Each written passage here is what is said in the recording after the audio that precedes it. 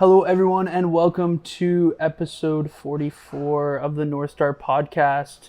We are on part 3 of a 3-part series. If you haven't listened to the other parts, that would have been 42 and 43, where we talk about psychology, and then in the part 2, we talk about nutrition and meal timing and all the fun stuff with that. Part 3 is going to be talking about supplements and peptides, which I'm excited to talk about. I'm glad we kept it for the last part here. So today, we're just going to go in a little bit of depth of the new things when it comes to peptides, and then some basic supplements that we've tried out. Again, with these episodes here, they are shorter. We're not going to go into crazy depth of one compound or one supplement just because we can make a whole episode on one or two things. So we're just going to go point form stuff. We want to keep these episodes short so that you understand, you start to do your own research, but also can ask us questions if needed, because at the end of the day, those are going to be things that we want to be able to help and guide with. So actually, for this one here, Ekam, I'm going to let you start off by taking over supplements, and then just talking about things that has worked for you or what you like to take, and then just going in a little bit of in depth on those. So, yeah. Perfect. So as for my supplements, I have a pretty long history with them. I've tried quite a bit of things. Personally, what I have been sticking to and are my main foundation is vitamin D, good old vitamin D3, some sort of omega-3 for a healthy fat.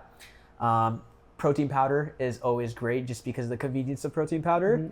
Electrolytes for the hydration fact of it. I am doing quite a bit of intensity training, and even when I was an athlete, hydration was something I lacked on and something I've been researching quite a bit. So I really focus on my electrolytes. And what have I missed on? Magnesium and zinc. Those are my main go-tos and the main things I stick to.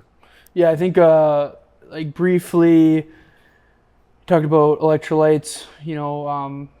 Most of the times especially if you're sweating a lot or you're someone who's working out a lot or any sort of things, it's good to replenish those. Potassium, sodium, magnesium. Yep. Everyone's going to be different person to person. There are formulas. I am not going to go over them right now. We'll make more of a longer video on formulas of what the right formula for electrolyte is and things like that.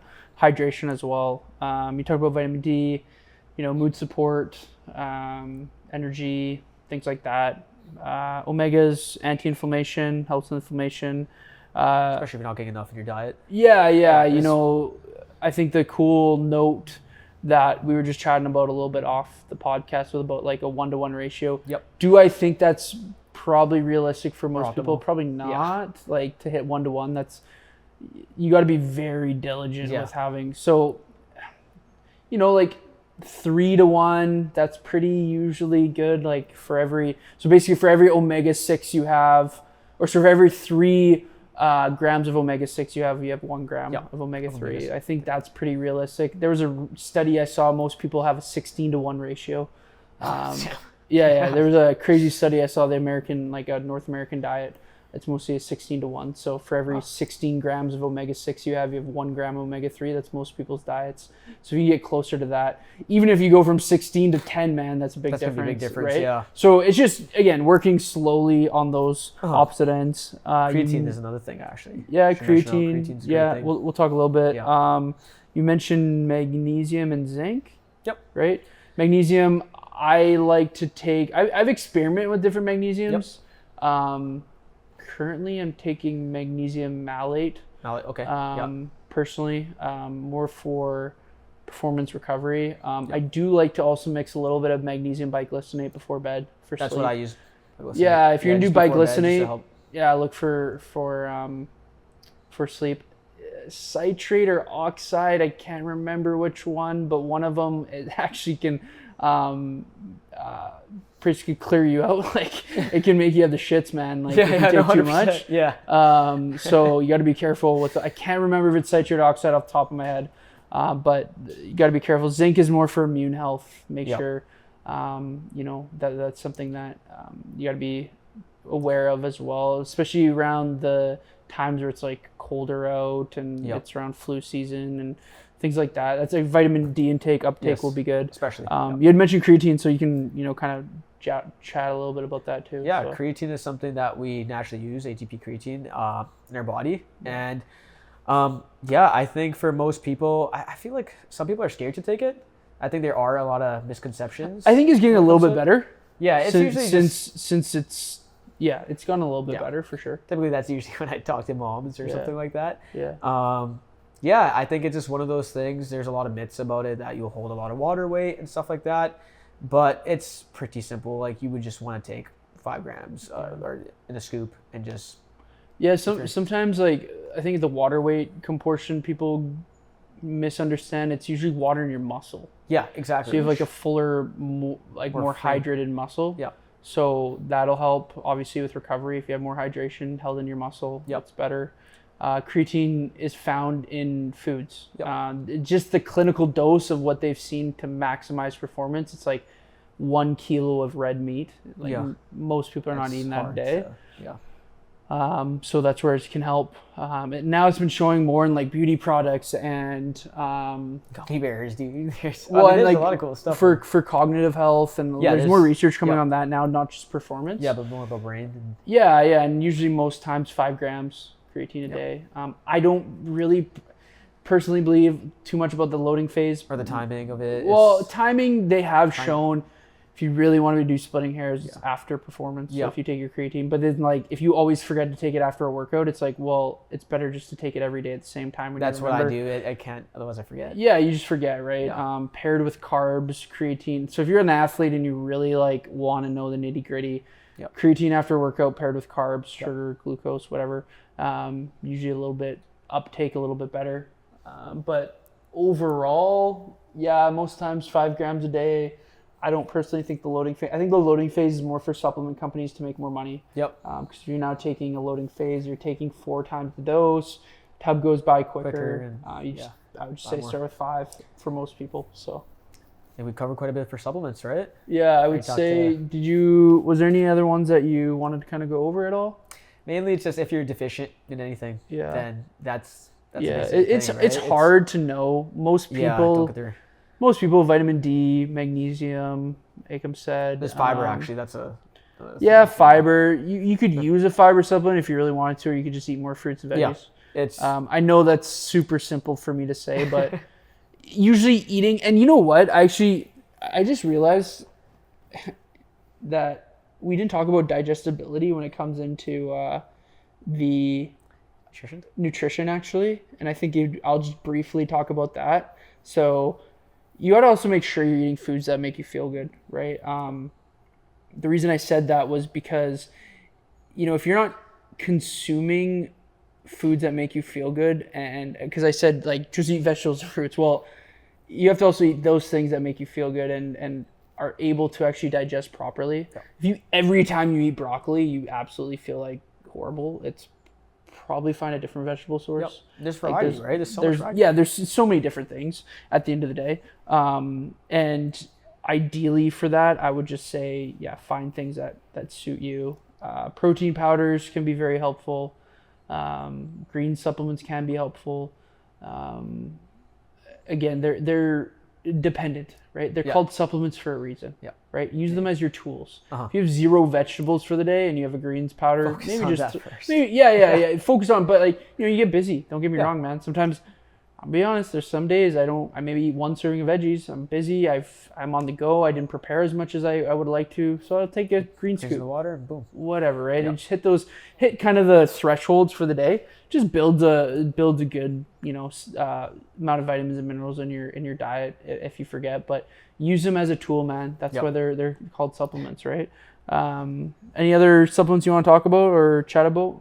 I think should get some peptides. Yeah? Okay, let's do it. Do you want to talk about any first to start, or any kind of like general questions or things that are, I think, I don't know how much you know about supplements. I know we chat a little bit, or what you've experienced. I've experienced with peptides myself, so I do have that. But I think for this topic, it would be cool if you talked a little bit more about maybe some of the myths or things like that, and I can go more of the nitty gritty of it. For sure. So Yeah. So like I said, so some general myths that I hear around, being in the gym and on social media.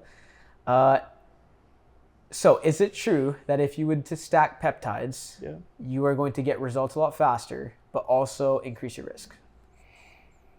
I think it Depends. because I think the big thing with the peptides that people need to understand is that they do work. But also too, you have to understand that there's so much that goes into it about knowing proper dosages, knowing how to reconstitute a peptide. Not all peptides come mixed for you. Actually, most of them don't. So you have to also know how to mix it. Most of them are injectable as well. There's some oral ones, but most of them are injectable. So if you don't even feel comfortable doing that, you got to be just aware of that before getting started, and if you're comfortable with doing that. So all in all, I would say, do stacking them help in the way of faster recovery, more muscle, more body fat? Well, technically, but you don't also want to stack the same one and have the same receptor being hit. Makes sense. And then, is it safer or not? Well, it's just like anything. You can overconsume, you can take too much of this, take too much of that, and you might have side effects, but the person beside you might not. So I can't say like you're going to have less side effects or more side effects. Curious case to case. Because we don't know. If you've never taken it, it's like, how do I even know it's going to? The likelihood of you taking too much, maybe, but again, it's so person to person on that one. So, yeah. BPC 157. Yep. People, it's really, gone mainstream because of how it can help the torn ligaments, tendons, and just regenerating your tissue and speeding recovery, as we mentioned. Any experiences with that, or? Yeah, I've tried oral and injection personally. Yeah. Oral BPC I find better for gut repair, especially with me having celiac. Yeah, celiac. Oh, I get some water here. Woo! Been talking here for a while. Yeah, so BPC oral would be more gut health, gut repair. I found it's actually helped with when I have foods that are not quote unquote normal that I usually eat in my day to day. I find I have a better response to them. Yep. Just probably because I have more repair in the gut. If I'm doing injectable, it's more for injury or recovery sake. There's I don't know if conflict, but there's people say like BPC injecting it to the site of the injury is better than injecting it just randomly. So it's like, for example, if you have a leg injury, injecting it into the quad, for example, would speed up that injury faster than if you have the quad injury and then you decide to inject in your stomach. Systemically, it will go through the whole body. Okay. The theory is that you inject into the site, so it's right there. It's a little bit quicker. You get a little bit more. Again, I think a lot of it has to do with you as an individual. But like, let's say you have a hand injury, okay? Yep. You're probably not going to want to inject in your hand. That's a very sensitive spot. And painful. So if you inject maybe like around the shoulder, the bicep, it's systemically going to make its way there. But if you have a big muscle like the quad, well, injecting your quad's not going to have that same effect than if you inject in your hand or your foot or your neck. Like, I'm not going to just stab a needle into my neck and be like, oh yeah, this is amazing, right? So you just got to ask yourself, like, what, at the end of the day, like, what is the cause of it, right? So I think a lot of people, when they hear injection, they think of the needle size and they think it's a huge needle. Do you want to elaborate on the actual how? If you're watching, it's like literally this small. It's an insulin needle, right? Yeah, it's a little insulin needle. It's not much. It's not going to be like a testosterone needle where you're about a 22 or an 18 gauge. So usually testosterone needles about that big, a lot thicker. These are really thin needles. BPC, I forgot to mention, it helps with recovery. Like I said, recovery, healing, those kind of things, right? Inflammation. So reducing inflammation. Next one I want to get into is RETA. Retatrutide. Okay, cool. Retatrutide, we had some- I just want to touch before we switch to Reta. TB500 is another one kind of that is sometimes paired. So you can actually sometimes get TB500 and BPC in a vial blended. Those paired together have shown to have a faster recovery. They kind of have similar benefits. It's just they're different compounds. So that's just something else for TB500. BPC 157, so look that up. Yep. TB500. Yep. TB500, I actually have seen in oral. Yep. I haven't tried oral TB500, so I can't give my full opinion on it. Makes sense. Yep. But I have heard of it, so that is also something that. And are they hitting the same receptors, typically? So ideally what you are trying to implement is that you're trying to heal an area the quickest. So if you have two different compounds that do similar things, you might not get to your saturation point as quick because you're using two different compounds. Yeah. So that's ideally why they're blended, is so that you get a little bit That streak. Yeah, a little bit more out of it without always taking the same dose and then Makes getting sense. to a saturation point. I'm not going to give dosages on here. I'm going to be honest with anyone. If you want to know dosages, text me or message me. Sorry. If you have my number, text me. It's going to be too long and we don't want to get into 100%. that. So you had mentioned Reta though. Yeah. Retatrutide. So under GLP, GIP, and glucogen. I can't even say it myself. Glucogen? Man, I'm going to mess that up. I'm sorry, everyone. GLUCA. Yeah. I totally probably pronounced that so wrong, but they hit three different pathways. So if anybody doesn't know, Ozempic, Wegovy, Mounjaro, those are some pretty popular ones, right? They're actually peptides. Yep. They're classified as synthetic peptides. Most people know what they do now because they're so popular. A lot of these have been around for a long time. Ozempic's been around for a long time. Something like that, right? It's been around for a long time. Yeah. It's not anything new.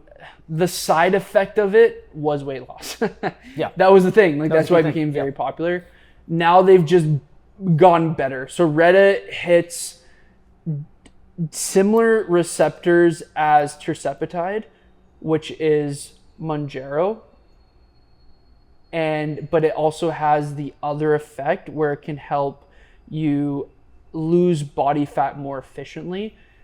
GLP-1s, you have to be very careful how you dose. Those are ones that I would say out of all of them, including the growth hormone inhibitor ones, you have to be very careful how much you do, because if you take too much, it can actually do more long-term damage than anything.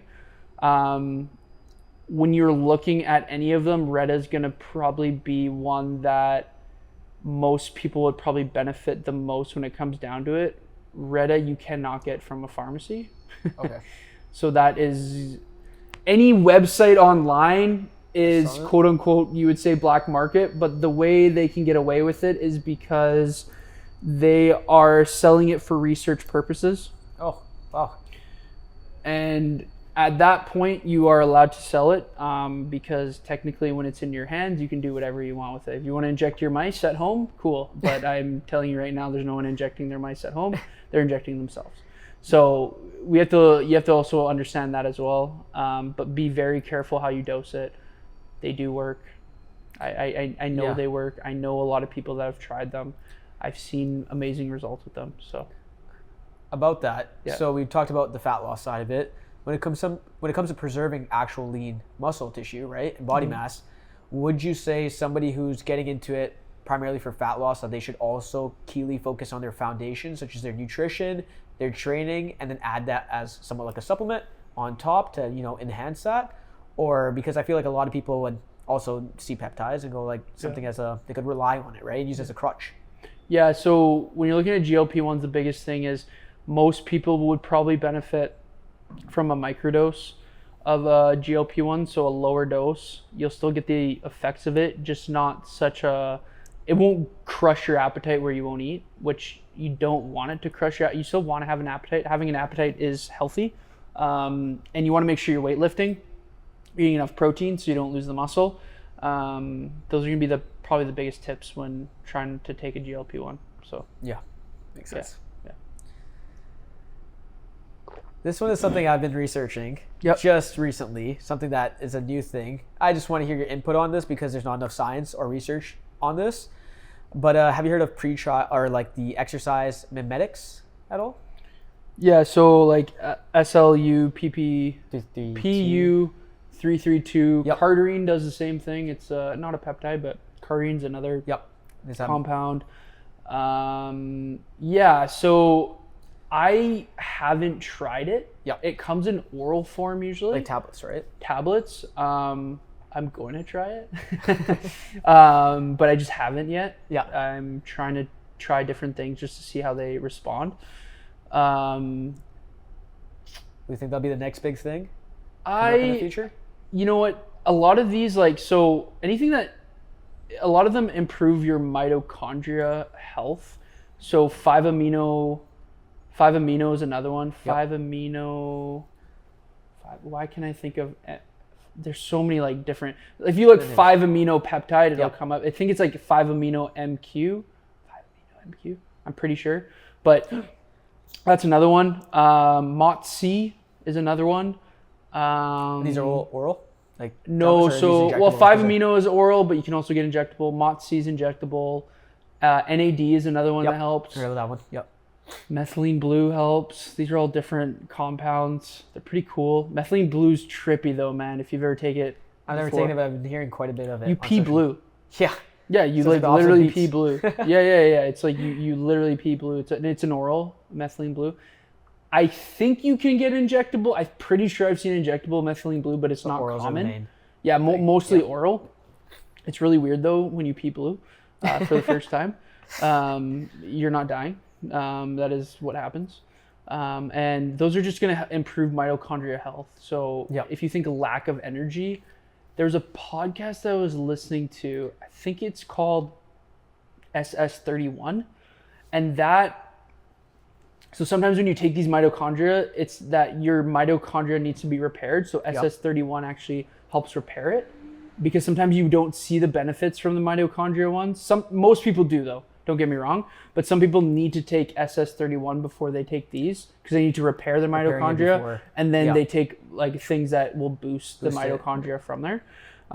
So that's just my kind of take and view on what I've seen so far. So yeah. Next thing I want to segue on is for people who are asking this question: am I ready for peptides? Right, for a person who's looking to get into it. It's a tough one, man. Because I know some people that start peptides and really, early, or they haven't built a foundation. I think it's important to know your nutrition, your foundation first. Because you can build an amazing body without peptides. For sure. Does it speed up the process? Yes. But again, if we look at BPC, okay, we go back.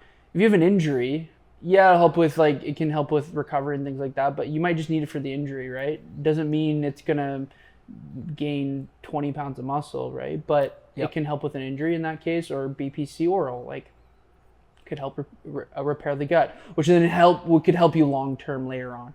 So it just really depends on what your goal is and what you're trying to achieve at the end of the day. But the biggest things here are making sure you know and understand the pathways and what they do. I don't mean you have to go into the nitty gritty and understand exactly this is how many amino acids are in this peptide. I mean, if you want to. If you want to, yeah, sure. But understand what they do. Yeah. Understand dosages. Do your own research. For sure. And look at reputable sources. Don't just look at some website this random dude made and it's BPC is the best thing ever, and then in his bio he's trying to sell you BPC. Yeah. Because he wants to make money. At the end of the day. I had touched on GH. Yep. So growth hormone inhibitors. So this actually, it's a little bit different than taking growth hormone. So when you take growth hormone, you're actually injecting growth hormone. Yep. When you take these, they help you produce more of your own growth hormone. Yeah. So some of them are CJC, epinephrine, testosterone. sermorelin, IgA. There's another one. AOD. No, yeah. It's like a fragment. Yeah. It's a little. I'm not gonna go into AOD. It's gonna be a little bit too technical. Makes but sense. again, if you want to look up AOD 9604, you can. That one helps a little bit more with the fat loss kind of side of it. But yeah, the growth hormone ones you want to be careful too that you don't take too much. Just because. And that dosage, right? Yeah, because dosages is going to be really important.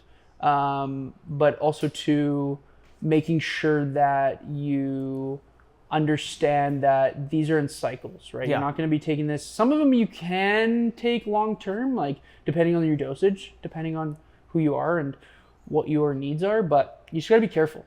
Careful, like I said, careful with the GLPs and careful with the GH ones. So And like tracking stuff, like getting your blood work done, and yeah, and committing, right? That's another thing too, right? If you want to get the benefits, if you're gonna do it, build the cycle, plan around the cycle, do your research, and then and these are not supposed to be a quick fix, right? Like these are supposed to be helpful and benefit, but sometimes you can get the ball rolling. If you haven't experienced them, then I wouldn't just do 10 of them just because. Try one, see if it helps. Doesn't help, right? But ideally, you just want to kind of like have a routine that works best for you and test things out if that's what you want. But overall, man, there's so many. There's so many for immune health. There's thymosin alpha-1. There's thymulin for immune health. So like reducing bone health as well. That's another. Sorry? Bone health as well, right? Especially for people who are older. Yeah. Like there's osteoporosis or and gaining muscle will help with that. Yeah. Right. Like that's also another thing. Like muscle is very protective. Yep. You just gotta make sure at the end of the day, like I said, you know what you're taking and you know what you're doing, right? There's a lot of resources, but just inherently, just don't just take it because your buddy's taking it and he's injecting whatever dose and doesn't even know how to reconstitute it. When I mean reconstitute, you have to literally mix it with bacterial sterile water.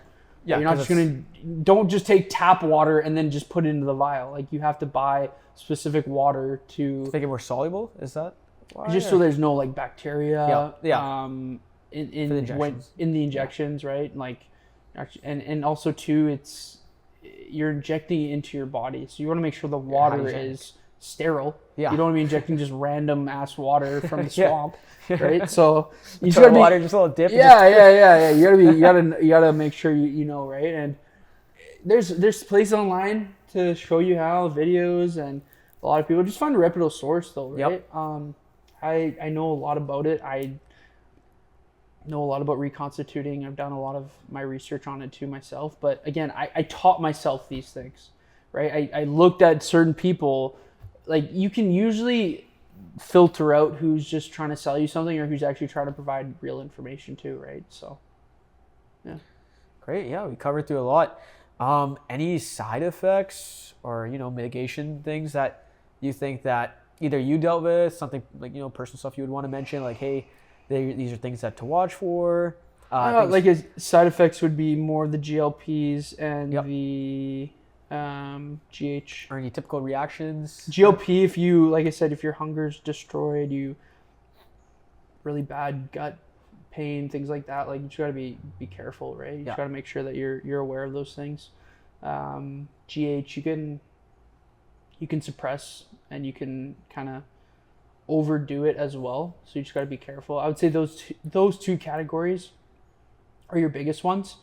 Not that BPC and those things you can't overdo as well, but I would say it's probably a lot harder to overdo them. Yep. I'm saying that very carefully as well. Like, don't just go inject a full bottle just because, right? But there's different ways of approaching it, and a lot of them are specific in the moment and what you're trying to do. Knowing your blood work, doing those things, focusing on your health and nutrition are also going to be very important first, personally. And yeah. And any legal or ethical considerations for somebody doing it? We mentioned about the black market side of it for somebody. I am not a doctor. Yeah. I am just giving you my point of view and what I've read and things. I'm not Yep. telling you to take any. I'm going to make that very. I'm not telling you to take anything. I don't want to be, the one to tell you have to or don't have to, but I will provide the information I know. I will, let you know what are some recommended dosages. There's some great books out there. His name's Hack Smith. Peptide Protocol, I'm pretty sure though. That's the author's name. Hack Smith. Yeah. Name. He has a really cool book actually. Yeah. It tells you all the dosages, tells you what it does. What's the name of the book? I think it's called Peptide Protocol. If you just like Peptide Protocols, Hack Smith. Okay. I have the PDF. I can send it to you. Cool. But yeah, it's really good book. That one's really cool. It tells you all the dosages, everything that you need to know. And yeah, you just gotta look for the right people, right information. But I would say that's kind of like that one. I would almost consider like a peptide Bible. Like it tells you literally everything. It's super cool. It has like all the peptides in there. So just make sure. Some of these you can get prescribed. Like I said, Ozempic, Wegovy, Mounjaro. Some places you can get BPC prescribed. But a lot of the other stuff is black market. Websites, things like that. You got to make sure you have a reputable source. Do your research. Don't just buy it from some random dude on the street, like anything. Yeah, I feel like I'm like talking to it like a child. Don't take the candy from the random dude. Like but it's true. Like do your research, ask around. Get a reputable source, right? So yeah, because it's your body, right? And might as well do the research, right? Same with everything, right? 100%. Yeah, but no, I think all in all, I think that's a good place to end it. Yeah. If you have any questions or anything on this stuff, I know I talked a lot on this one just because, not that I just want to say because I've tried some and I just wanted to express my views of it as well. I think it'd be cool later on if you ever try any. You can talk about your experience later on too. But yeah, I just want to say, to everyone, thanks for listening to this 3-part series. If you haven't listened to part 1 or part 2, go listen to those. And thanks for listening to episode 44 of the North Star podcast. If you guys want to see more of these, part 1, 2, 3s, me and Ekam, we're down, man. We're ready to do these. We want to make them a little bit shorter so you get more value and you can ask them some questions. So thanks for everyone listening and hope you have a great rest of your day. Love to hear your feedback. Have a good one.